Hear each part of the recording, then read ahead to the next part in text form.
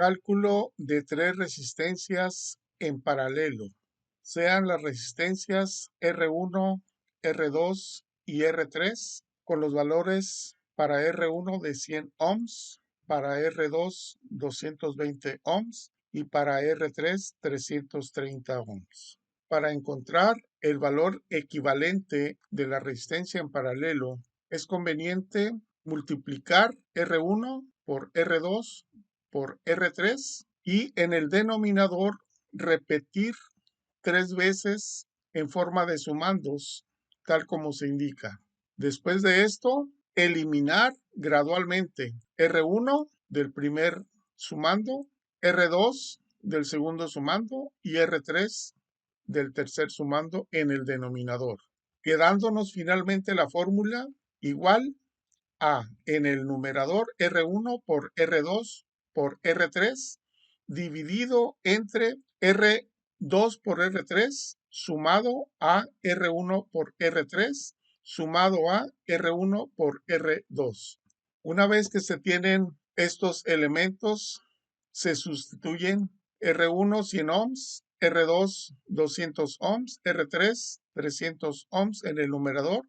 En el denominador R2 220, R3 330, más R1 100 ohms multiplicado por R3 330 ohms y finalmente en el denominador R1 100 ohms multiplicado por R2 220 ohms. La multiplicación de 100 ohms por 220 ohms por 330 ohms nos dan 7.260.000 ohms por ohms por ohms, dividido entre la primera multiplicación de estos tres sumandos del denominador, 220 ohms por 330 ohms, nos dan 72.600 ohms multiplicados por ohms. En el elemento de en medio, 100 ohms por 330 ohms nos dan 33.000 ohms por ohms. Y finalmente, en este extremo, 100 ohms por 220 ohms nos da 22.000 ohms por ohms. Una vez que tenemos estos elementos, los sumamos y tenemos en el numerador se mantiene 7.260.000 ohms por ohms por ohms,